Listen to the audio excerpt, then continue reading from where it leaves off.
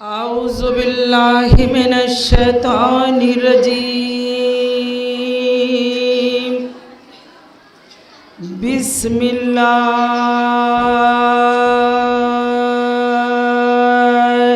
الرحمن الرحیم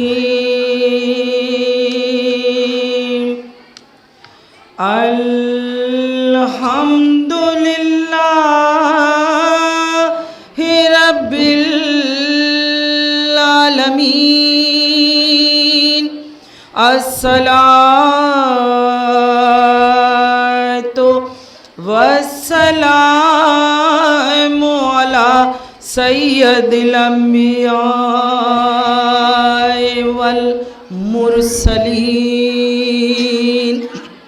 سیدنا و نبینا و شفیع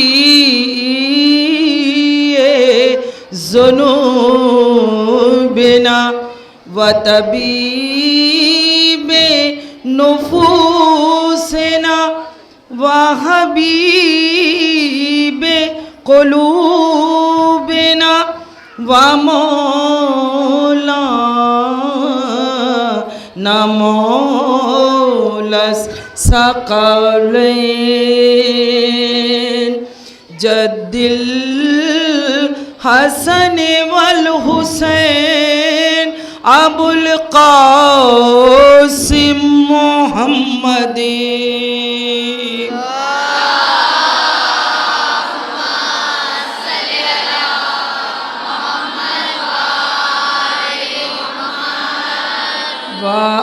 وآلہ الطیبین الطاہرین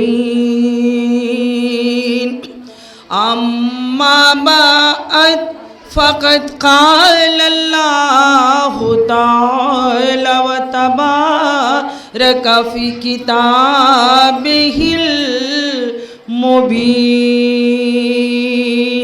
وَهُوَ أَصْدَقُ الْقَائِلِينَ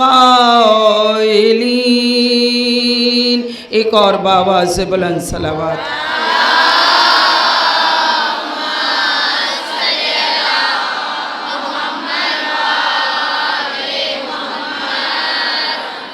بسم اللہ الرحمن الرحیم انما یرید اللہ لیذھب عنکم الرجس اہل البیت ویطہرکم تطہیرا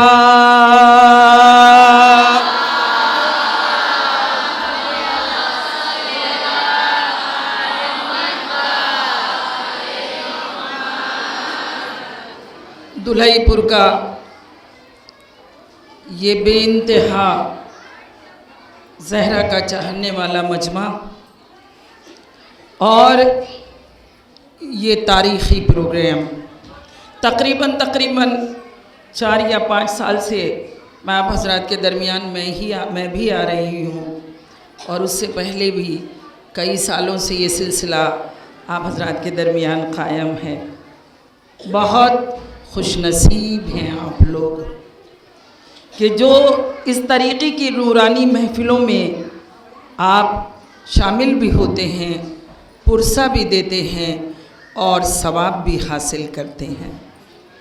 حاضرین مجلس، کنیزان شہزادی کونین جناب فاطمہ زہرا، آج کی اس مجلس میں میرا دل چاہا کہ اس نورانی کتاب، ہدایت کی کتاب، اس پاک و پاکیزہ کتاب، آسمانی کتاب کی اس آیت کو میں اپنا سرنامہ کلام قرار دوں کہ جو میری شہزادی کی شان میں نازل ہوئی.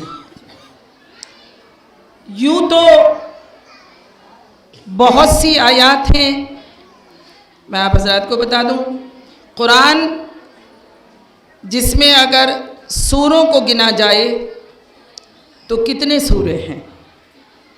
آپ حضرات مجھ سے واقف ہو چکے ہیں میں آپ حضرات سے ہر سال یہی کہتی ہوں کہ میں نہ درس دینے آتی ہوں، نہ میں تقریر کرنے آتی ہوں، میں اپنے جذبات کو آپ سے شیئر کرنے آتی ہوں، اور جب میں آپ سے شیئر کرنا چاہوں گی تو اس میں چاہوں گی کہ آپ کی شرکت بھی شامل رہے، خصوصی طور پر میرے بچوں کی. یعنی میں آپ سے اگر سوال کروں تو مجھے جواب بھی ملنا چاہیے. قرآن مجید میں کتنی سورے ہیں؟ ایگزیکٹلی ظاہر بات ہے قرآن 114 پر مشتمل ہے. 114. کبھی غور کریے آپ نے اس تعداد پر؟ مجھے نہیں معلوم اللہ کی حکمت کیا ہے، لیکن اگر قرآن میں بھی سورے رکھے تو 114 یعنی 1 اور 14. اب آئیے آپ کے حضرات کی سمجھ میں. اب اللہ کی کیا حکمت ہے یہ مجھے نہیں معلوم. قرآن جو آسمانی کتاب ہے، قرآن جو ہدایت کی کتاب ہے، قرآن جو نورانی کتاب ہے، قرآن جو انسان کی زندگی کا لائحہ عمل ہے، اگر دیکھا جائے اور اس کو سوروں میں دیکھا جائے تو قرآن میں ہر سورے کا نام بھی ہے. آپ ذات واقف ہے؟ اگر آپ سے کہا جائے تو ظاہر بات ہے اگر بنا نام کے سورے ہوں گے تو آپ پہچانیں گے کیسے؟ اس لیے پروردگار عالم نے اپنی کتاب میں جو سورے بھیجے ان سوروں کا نام بھی ہے، اور آپ ان سوروں کا نام لے کر پہچانتے ہیں. لیکن یہ بھی میں آپ حضرات کو بتا دوں کہ کہیں کہیں پر ایک سورے کا ایک نام نہیں بلکہ کئی نام ہیں. صاحبان علم کا مجمع ہے، مجھے بہت محنت نہیں کرنی پڑے گی، اس لیے کہ آپ حضرات کی بستی مذہبی رنگ و بو میں ڈوبی ہوئی بستی ہے. آپ ماشاءاللہ واقف ہے، قرآن کی تلاوت کرتے ہیں، قرآن سے تعلیمات حاصل کرتے ہیں. تو میں عرض کر رہی تھی کہ کئی سورے ایسے ہیں کہ جن کا ایک نام نہیں ہے بلکہ کئی نام ہیں. جس طریقے سے سوروں کا نام پروردگار عالم نے رکھا، اسی طریقے سے کچھ آیات بھی ہیں کہ جن کو ہم نام سے جانتے ہیں. واقف ہے آپ حضرات؟ یہ میرا تمام مجمع، آپ کی سماعتیں میرے ساتھ رہیں انشاءاللہ، توجہ کی طالب ہوں. جس طرح سوروں کو نام سے جانا جاتا ہے اسی طرح آیات کو بھی نام سے جانا جاتا ہے. اب مجھے بتائیے کون کون سی آیتیں ہیں کہ جن کو نام سے جانا جاتا ہے؟ میں آپ حضرات کے سامنے عرض کر دوں، مجھے یقین ہے کہ آپ حضرات جانتے ہوں گے، لیکن ظاہر بات ہے میں عرض کر دوں. آیت الکرسی، آیہ بلغ، آیہ معدد، آیہ تطہیر. توجہ جاؤں گی، یہ سب کیا ہیں؟ یہ سب آیات ہیں کہ جن کو پروردگار عالم نے نام سے قرآن میں منسوب کیا ہے. اب میں یہ کہوں گی کہ پروردگار عالم نے ان آیات کو نام سے کیوں منسوب کیا، یا ان کا نام کیوں رکھا، یا ان آیات کو نام سے کیوں جانا جاتا ہے، انسان نام سے کیوں پہچانتا ہے، اس کے پیچھے وجہ کیا ہے؟ دیکھیے میں یہاں ایک چھوٹی سی مثال دوں کہ اگر یہ انسان یعنی اتنی مومنات یہاں جو بیٹھی ہوئی ہیں، ظاہر بات ہے خواتین ہیں، خاتون ہیں، لیکن اگر ان میں سے کسی کو الگ کیا جائے تو ہم کس طریقے سے کہیں گے کہ فلاں؟ اس لیے کہ اس کی آئیڈینٹی کے لیے ماں باپ نے نام رکھ دیا. اب اگر نام لے کر مجمع میں سے کسی کو پکارا جائے گا تو یہ سمجھا جائے گا کہ خصوصی طور پر اس خاتون کو پکارا جا رہا ہے کہ جس کا یہ نام ہے. تو توجہ چاہوں گی، تو نام کچھ آیات کے بھی نام ہیں، لیکن یہاں آیات کے نام رکھنے کی وجہ کیا ہے؟ توجہ چاہوں گی. دیکھیے آیات کا نام ہے اس کے شان نزول سے منسلک. ہمیں یہ دیکھنا پڑے گا کہ شان نزول کیا ہے. بہت سی آیات جن کا نام ہے ان کی شان نزول میں جانا پڑے گا. اب شان نزول کیا ہے؟ یہ بھی میں آپ کو بتا دوں شان نزول کیا ہے. شان نزول وہ آیت کب نازل ہوئی, کن حالات میں نازل ہوئی, کس کی شان میں نازل ہوئی, یہ ہے آیت کا شان نزول. ذرا توجہ چاہوں گی, یہ آیت کا شان نزول ہے. اچھا تھوڑی سی گفتگو میرے قرآن پر رہے گی. میں آپ حضرات کو بتا دوں کہ قرآن کی ہر آیت, توجہ چاہوں گی پورے مجمع کی پیچھے تک, قرآن کی ہر آیت میں کوئی نہ کوئی اللہ کی ہدایت شامل ہے. توجہ چاہوں گی. اللہ, اب اگر کوئی کہے کہ اس آیت میں اللہ کی ہدایت کیا شامل ہے, تو قرآن کو سمجھنے کے لیے ہمیں قرآن کی آیات کی گہرائی میں اترنا پڑے گا, تب ہمیں معلوم ہوگا کہ اللہ نے کون سی ہدایت اس آیت میں رکھی ہے. اور یہ بھی میں آپ حضرات کو بتا دوں کہ ہر جگہ ہر آیات میں, جن آیات میں اللہ نے حکم دیا ہے اس میں دو طرح کے حکم ہیں. ایک حکم یہ ہے کہ حکم میرا ہے, ارادہ تمہارا ہے. میں نے بڑی گہری بات کہہ دی. فار ایگزامپل قرآن میں اگر نماز کا حکم ہے تو نماز کا حکم تو اللہ نے دیا, لیکن اب یہ ذمہ داری اللہ کی نہیں ہے کہ وہ کسی فرشتے کو بھیجے روزانہ نماز کے وقت کے اٹھو نماز کا وقت ہو گیا. نہیں, یہ تمہارے ارادے پر ہے. حکم تو دے دیا آیت کے ذریعے کہ نماز پڑھو, لیکن نماز پڑھو یہ تمہارے ارادے پر ہے. فجر کا وقت ہے, سو رہے ہو, اگر ارادہ مضبوط ہے تو خود بخود نماز کے لیے اٹھ جاؤ گے, لیکن اگر ارادہ مضبوط نہیں تو نماز کا وقت بھی نکل جائے گا. لیکن یہ نہ سمجھو کہ نماز قضا ہو گئی یا وقت نکل گیا تو اللہ کا ارادہ بدل گیا. نہیں, ارادہ بدلا نہیں, حکم تو ہمیشہ رہے گا. اب یہ دوسری بات ہے کہ تمہارا ارادہ اس میں شریک نہیں ہوا. توجہ چاہوں گی. تو کچھ آیات ایسی ہیں کہ جس میں پروردگار عالم نے حکم دیا ہے, ارادہ تمہارا ہے. کچھ آیات ایسی ہیں کہ جس میں اس نے حکم ایسے دیا کہ یہ ہو کر رہے گا, چاہے تم مانو یا نہ مانو. دو طرح کا حکم اللہ کا ہے نا. اللہ جو اس عظیم دنیا کا خالق ہے, جس نے سب کو خلق کیا, اس نے دوسری طرح کا حکم کچھ آیات میں ہے کہ یہ ہو کے رہے گا, چاہے تم مانو یا نہ مانو. اس کی ایک مثال بس میں آپ کو دے دوں کہ جب اس نے یہ حکم دیا تھا اب میں زمین پر خلیفہ بنانے والا ہوں, یہ اس کا حکم تھا کہ میں زمین پر خلیفہ بنانے والا ہوں, اب تم مانو یا نہ مانو, تم پسند کرو یا نہ کرو, تمہیں ضرورت ہے یا نہیں ہے, لیکن اگر ارادہ پروردگار ہے اور اگر حکم دے دیا ہے تو وہ پورا ہی ہوگا. یہ دوسری طرح کا آیات کا حکم ہے. توجہ چاہوں گی. تو میں آپ حضرات کو بتا رہی تھی کہ آیات کو سمجھنے کے لیے بڑی گہرائی میں اترنے کی ضرورت ہے. قرآن ایسے سمجھ میں نہیں آتا, قرآن آسانی سے سمجھ میں نہیں آتا. تو چاہنے والوں, میں نے جس آیے تطہیر کی تلاوت اپنے عنوان کے طور پر اپنے اس پیاری سماعتوں کے مجمع کے سامنے میں نے جو تلاوت کی ہے, میں ان کے سامنے عرض کرنا چاہوں گی, آیے تطہیر ہے کیا؟ آیے تطہیر ہے کیا؟ اگر کبھی انسان اپنے دل میں کوئی کساوت محسوس کرے, اگر آئینہ دل پر کوئی گرد یا گندگی محسوس کرے, تو صدق دل سے آیے تطہیر کی تلاوت کر لیا کرے. خدا کی قسم تزکیہ نفس ہو جائے گا. ایک بابا سے بلند صلوات.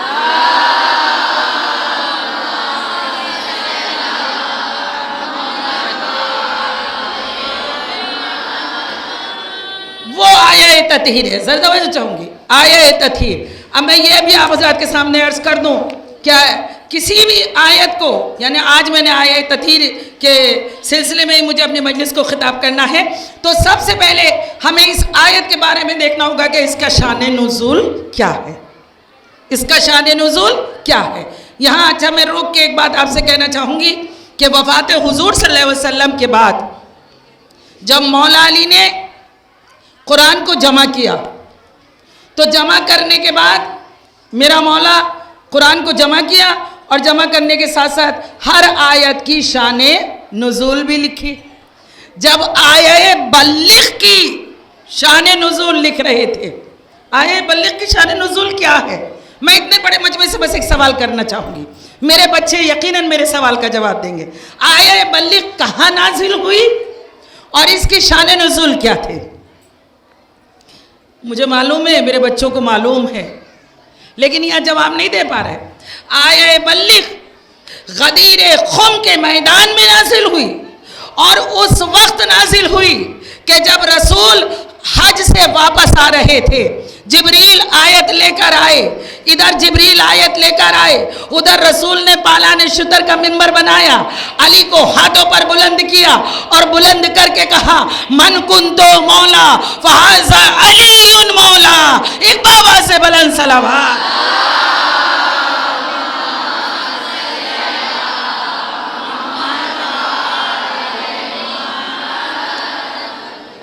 تو یہ آیہ بلغ میں آپ حضرات کے سامنے عرض کروں، آیہ بلغ غدیر خم کے میدان میں نازل ہوئی. تو ظاہر بات ہے کہ جب مولا علی نے قرآن جمع کیا تو آیہ بلغ کی بھی شان نزول لکھی. اس کے بعد میرے مولا نے آیہ مؤدب کی بھی شان نزول لکھی. تو ظاہر بات ہے کہ میرے مولا نے سورہ منافقون کی بھی شان نزول لکھی ہوگی، میرے مولا نے سورہ احزاب کی بھی شان نزول لکھی ہوگی.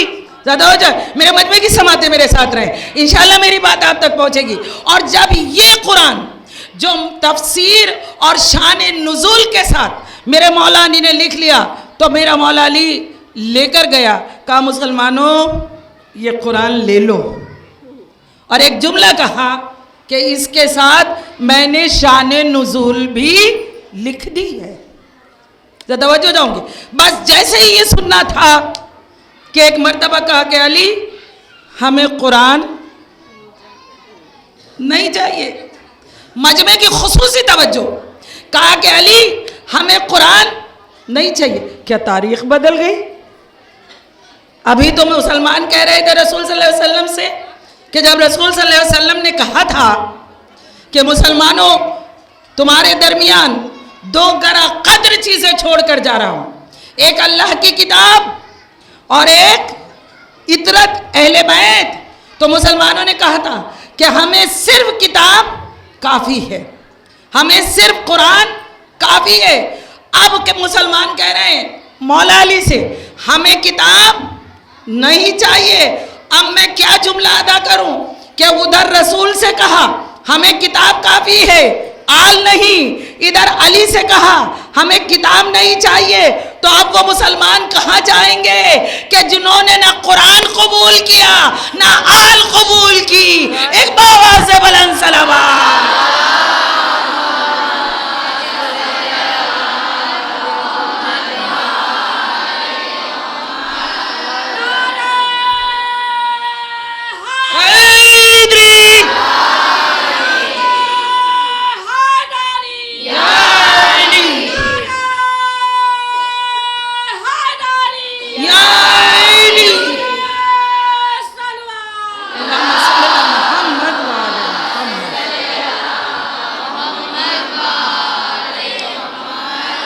میرا مجمع پوری طرح میرے ساتھ ہو چکا ہے، آپ کی سماعتیں، اور انشاءاللہ محدود وقت میں مجلس کو میں تمام کروں گی. حالانکہ مجھے وقت بہت کم ملا ہے، ابھی 5:20 ہو چکے، 5:45 پہ آپ کے یہاں مغرب ہو جائے گی. لیکن مجھے یہی ہمیشہ گلا رہا اور شکوہ رہا اپنی بھابھی سے کہ مجھے کم سے کم پڑھنے کا موقع تو دیا کرو. ایک اور بابا سے بلند صلوات.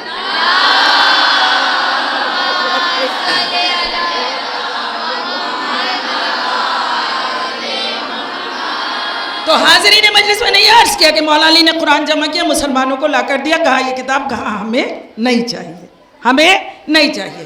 اچھا آیہ تطہیر کی شان نزول کیا ہے؟ آئیے شان نزول کی طرف.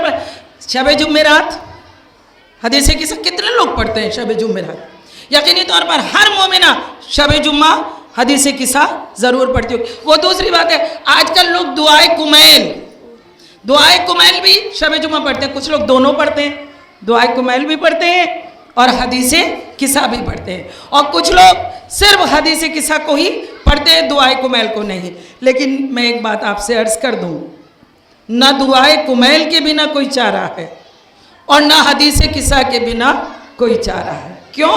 ایک جملہ سن لیجئے، انشاءاللہ بات آپ تک پہنچ جائے گی۔ دعائے کمیل میں مولا علی نے بتایا ہے کہ میرا اللہ کیا ہے، اور حدیث قصہ میں اللہ نے بتایا ہے کہ میرے اہل بیت کیا ہے۔ ایک آواز سے بلند سلام۔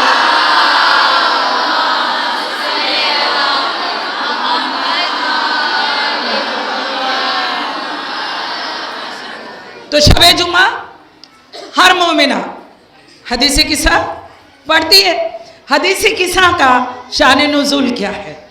میں آپ حضرات سے پوچھوں گی، ترجمہ آپ حضرات پڑھتے ہیں، بڑے جھوم جھوم کے پڑھتے ہیں، ہے نا؟ تو اس طرح نہ پڑھا کریے جس طرح کچھ لوگ قرآن جھوم کر پڑھتے ہیں۔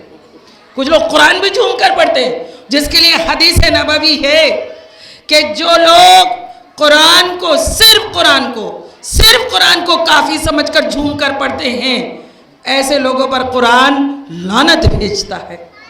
ذرا توجہ چاہوں، کیوں؟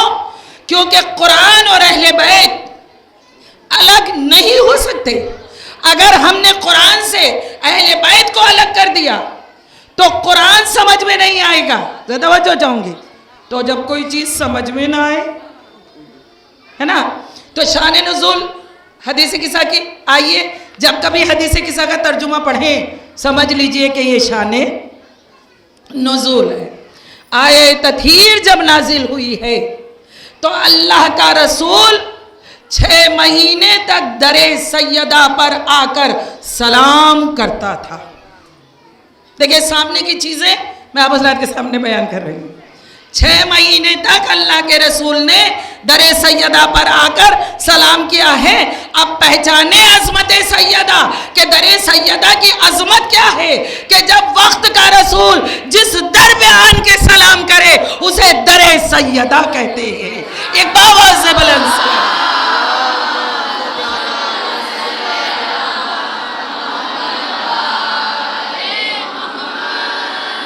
حاضرین مجلس، رسول خدا در سیدہ پر آئے، داخل ہوئے، اور آنے کے بعد کہتے ہیں سیدہ، توجہ چاہوں گی، چاہتی ہوں کہ ایک انداز میں آپ کے سامنے پیش کروں۔ سیدہ، کمزوری میرے جسم میں محسوس ہو رہی ہے، ذرا چادر تو لے آؤ۔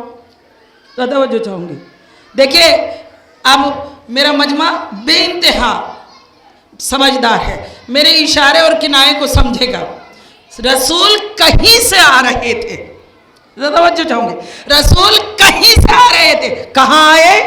در سیدہ پر، اور آن کے کہتے ہیں کہ سیدہ میرے بدن میں کمزوری محسوس ہو رہی ہے، ذرا چادر تو اڑا دو۔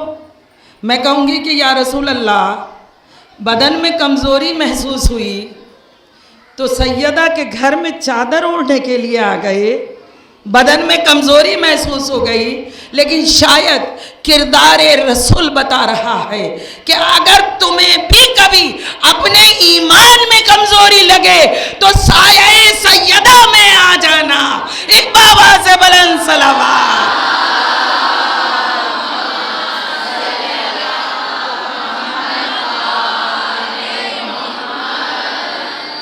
حاضرین مجلس، فاطمہ کہتی ہے کہ جب بابا نے کہا کہ کمزوری محسوس ہو رہی ہے، چادر لے آؤ، تو میں نے اپنے بابا کو چادر لا کر دی۔ توجہ چاہتی ہوں، میں نے اپنے بابا کو چادر لا کر دی۔ رسول خدا نے چادر اوڑھی، ابھی چادر اوڑھی تھی کہ اتنے میں امام حسن آ گئے، اور آنے کے بعد ماں کو سلام کیا، اور سلام کرنے کے بعد کہتے ہیں اماں ایسا لگ رہا ہے کہ جیسے آپ کے پاس سے ایسی خوشبو آ رہی ہے جو ہمارے نانا کی خوشبو ہے۔ آپ نے کہا کہ بیٹا چادر کے نیچے آپ کے نانا ہیں۔ امام حسن گئے اور جانے کے بعد سلام کیا، یا جدہ السلام علیکم، اجازت ملی، چادر کے نیچے آ گئے۔ اس کے بعد دیکھیں یہ ترجمہ نہیں، شان نزول ہے۔ اب اس کے بعد امام حسین آئے، امام حسین نے بھی وہی کہا، اماں آپ کے پاس سے ایسی خوشبو محسوس ہو رہی ہے جیسے ہمارے نانا کی خوشبو ہے۔ آپ نے کہا ہاں حسین، چادر کے نیچے تمہارے نانا بھی ہیں،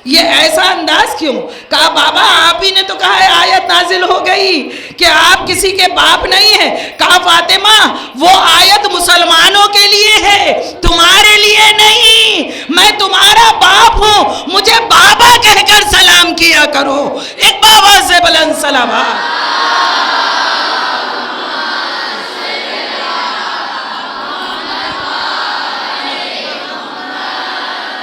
یہی وجہ تو ہے کہ جب فاطمہ دربار خلافت میں آئی ہیں وفات رسول صلی اللہ علیہ وسلم کے پاس, تو ایک مرتبہ آنے کے فوراً بعد فاطمہ نے دربار میں یہی تو کہا تھا کہ تمہاری خواتین میں سے رسول کسی کا باپ نہیں, وہ میرا بابا ہے. زیادہ جو چاہتی ہوں, وہ میرا بابا ہے. اب یہاں پر ایک جملہ میں آپ حضرات کو دوں گی, انشاءاللہ تعالی میری بات اگر آپ کو پہنچ گئی تو انشاءاللہ زہرا کے چاہنے والے اپنے آپ کو روک نہیں پائیں گے.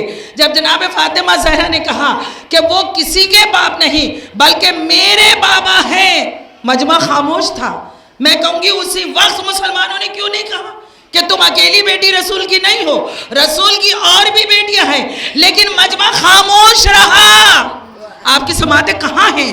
آپ کی سماعتیں میرے ساتھ ہونی چاہیے کہ جب فاطمہ نے کہا وہ میرا بابا ہے, اس وقت دربار خلافت میں کسی کی آواز نہ اٹھی کہ تم اکیلی بیٹی نہیں, بیٹیاں اور بھی ہیں. اس کا مطلب ہے کہ سب کا خاموش رہنا بتا رہا ہے کہ فاطمہ رسول کی اکلوتی بیٹی تھی. ایک بابا سے بلند سلام.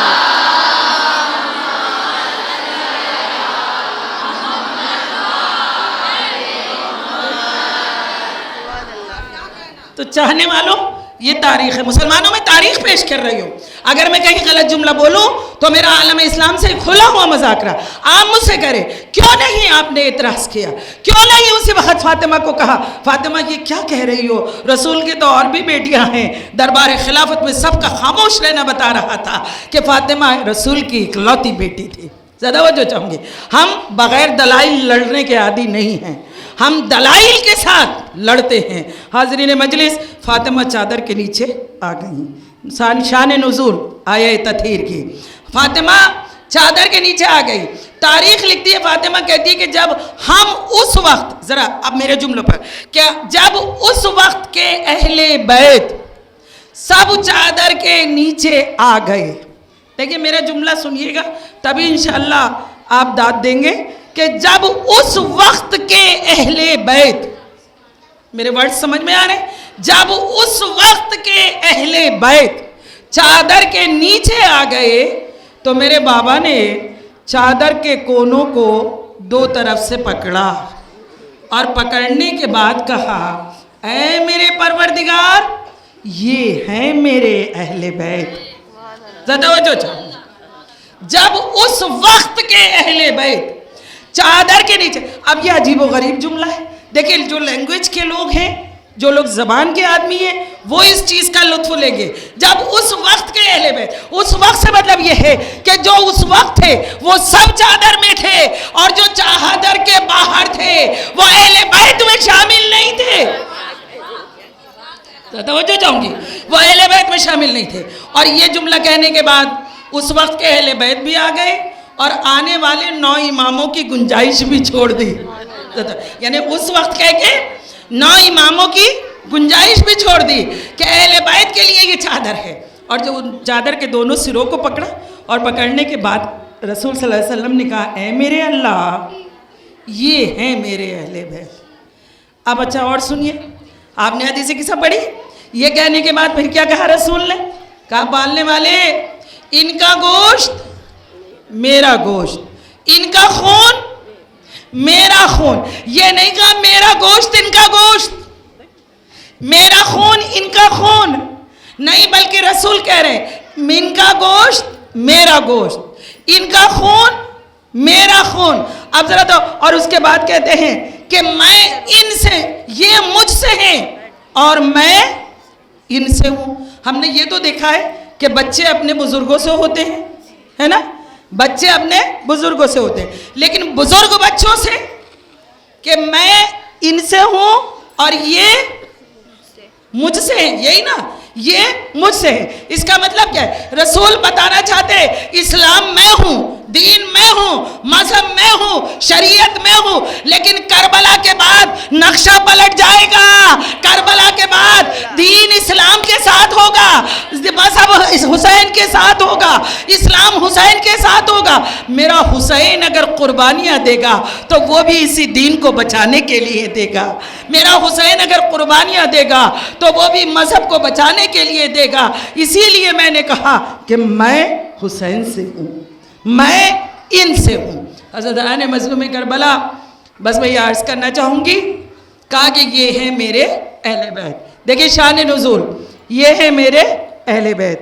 اب بڑی اچھی ایک تقریر میں نے سنی تو مجھے ایک نقطہ بڑا اچھا لگا کہ حضور صلی اللہ علیہ وسلم نے جب چادر مانگی تھی اور جناب فاطمہ زہرا جب وہ چادر لے کر آئی ہیں تو مجھے آپ کو معلوم ہے وہ چادر کس رنگ کی تھی؟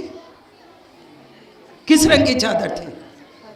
ہے کالی. ذرا توجہ چاہوں گی، کالی چادر تھی. سفید کیوں نہیں تھی؟ ہری کیوں نہیں تھی؟ لال کیوں نہیں تھی؟ کالی کیوں تھی؟ میرا سوال ہے میرے وجہ سے، کالی کیوں تھی؟ اب اس کے لیے میں آپ حضرات کے سامنے عرض کر دوں کہ کالی چادر اور چادر کے نیچے اہل بیت اور اہل بیت کا تعارف کیا. اور جب یہ سب جمع ہو گئے، جب یہ سب جمع ہو گئے تو جبریل نے اب اللہ سے پوچھا، اے اللہ چادر کے نیچے کون ہے؟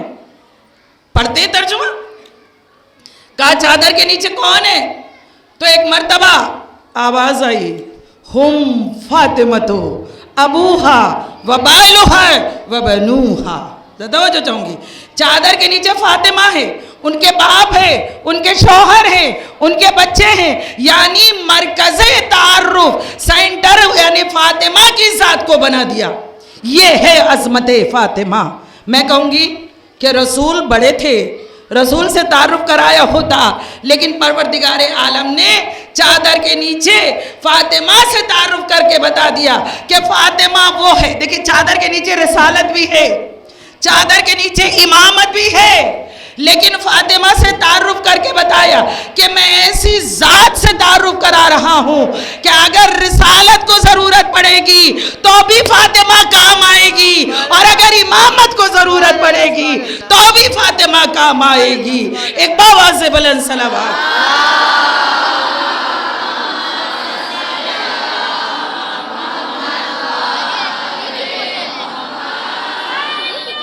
زندہ باد، زندہ باد، زندہ باد، مردہ باد، مردہ باد، مردہ باد.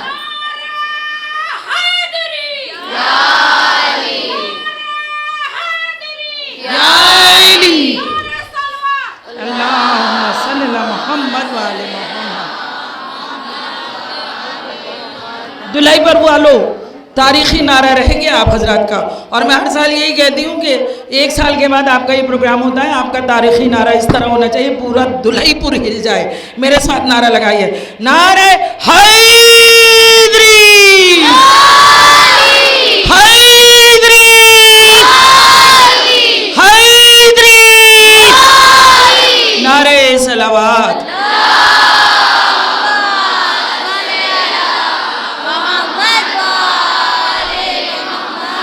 جس کے دل میں ولایت علی کی محبت ہے، جو علی کا چاہنے والا ہے، اتنی ہی قوت کے ساتھ نعرہ لگائے کہ وہ خود اسی سال نجف کے روضے کی جالی کو چومے. نعرہ حیدری، حیدری، حیدری، نعرہ صلوات.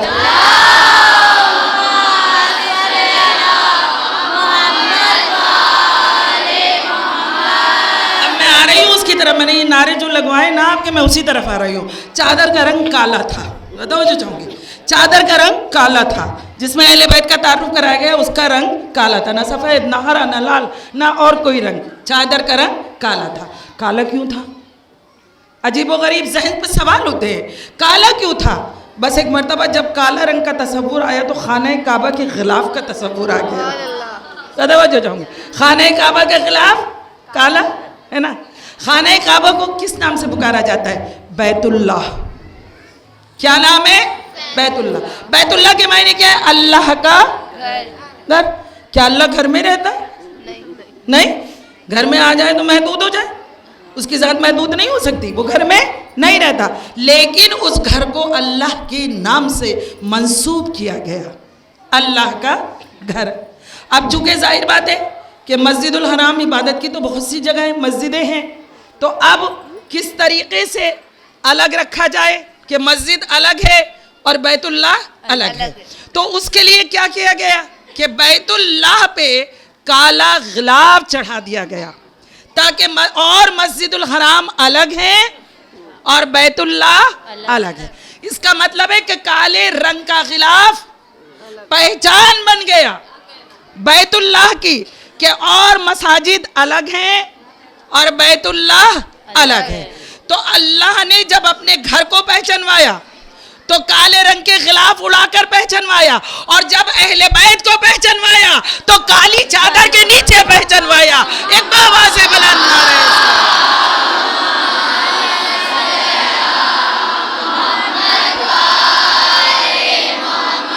رسول کی بیٹی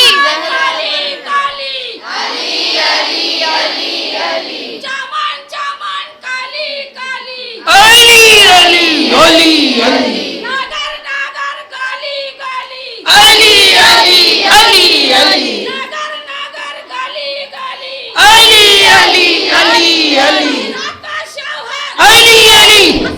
زور سے بولیے علی علی آبے میں بلادت علی علی حفظ میں شہادت علی علی جبریل کا ٹیچر علی علی ہم سب کا مولا علی علی ذرا زور سے بولا علی علی نعرہ حیدری یا علی. سلوات اللہم صلی علی محمد وعلی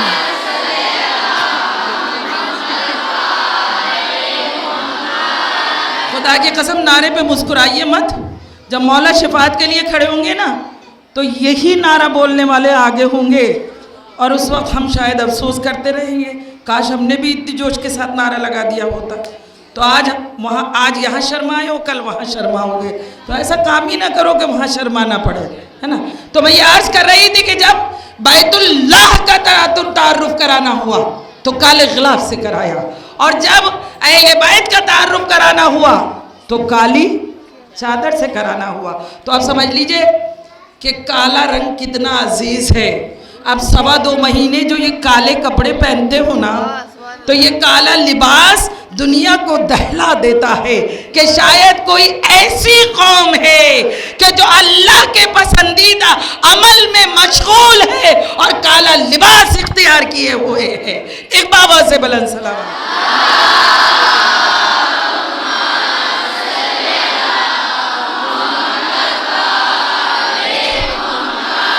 بس حاضرین مجلس، دل تو چاہتا تھا کہ میں اپنی تقریر کو اور آگے بڑھاؤں. 5:44 ہو چکا ہے اور میرے خیال سے 2-3 منٹ میں یہ مغرب کی اذان ہو جائے گی. اس لیے میں مصائب کی منزل پر آتے ہوئے آپ حضرات سے صرف اتنا کہنا چاہوں کہ وہ سیدہ کہ جس کی تعظیم کو وقت کا رسول کھڑا ہو جاتا تھا، وہ سیدہ کہ جس کے بابا تعظیم کو کھڑے ہو جاتے تھے، بعد وفات رسول اسی سیدہ پر کیا کیا ظلم اٹھائے گئے. عزاداران مسلوں میں کربلا بی بی بہت روتی تھی. ہر بچی اپنے باپ کو بہت روتی ہے. خدا کی قسم گھر تک روتے ہوئے جائیے گا.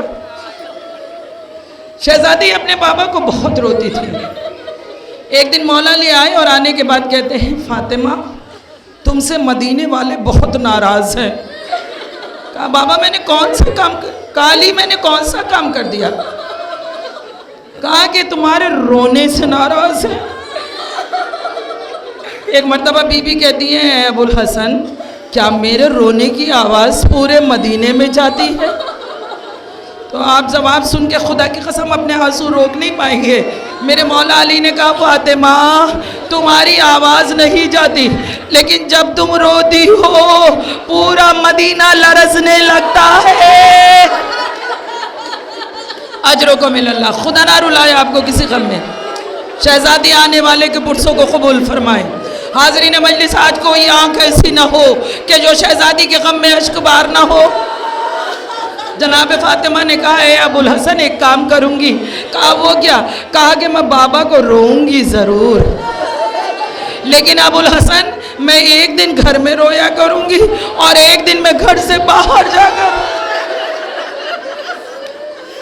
हाज़रीन मजलिस, ये वक्त किसी बेटी को परवरदिगार ना दिखाए। जनाब सैयदा एक दिन घर में रोती थी और एक दिन घर से बाहर जाकर रोती थी।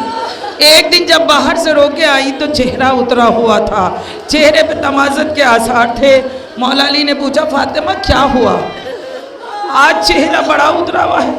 जनाब फातिमा कहती हैं अबुल हसन, मुसलमानों ने वो पेड़ भी काट दिया जिसके साए में बैठकर मैं अपने बाबा को रोया करती थी। अज़ादारा ने मज़लूम करबला सैयदा जब तक रही बहुत रोई, बहुत रोई। अज़ादारा ने मज़लूम करबला शहज़ादी की कनीज़ों मातम करने के लिए काफ़ी है कि वक्त के मुसलमानों ने शहज़ादी के दरवाजे पर लकड़ियां जमा करे। अज़ादारों दरवाजे को आग लगाने लगे।